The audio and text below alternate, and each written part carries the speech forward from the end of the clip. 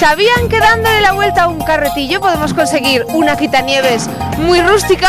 Nos la enseña Miguel en Cosa en unos minutos en Aragón en Abierto. Esa es la situación en Teruel, pero también en la provincia de Huesca hemos visto mucha nieve, hasta 20 centímetros de espesor hemos encontrado en Aísa, aunque acompañada de sol y también de fuerte viento. Y es que las 3 provincias aragonesas están en alerta amarilla por riesgo de fuertes vientos que podrían alcanzar los 80 km por hora.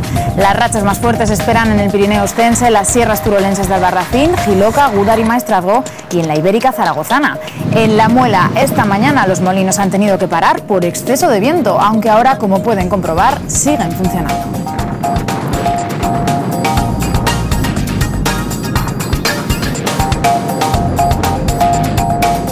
Mi marido Gregorio, llevamos 38 años casados y en el 2004, a raíz de una operación de hernia discal, pues empezó a desarrollar la paraparesia espástica. Gregorio es tan solo uno de los 100.000 aragoneses que padecen una enfermedad rara. Hoy, en el Día Mundial dedicado a estas enfermedades, conoceremos su historia.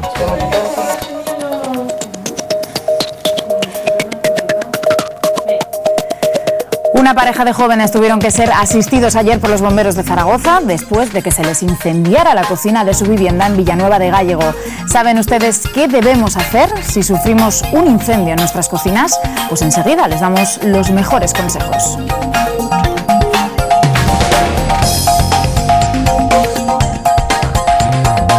Aunque también les hablaremos de otro problema que sufren ahora los agricultores, y es que el coste de llenar el depósito de combustible de un tractor se ha elevado en más de un 25% en el último año.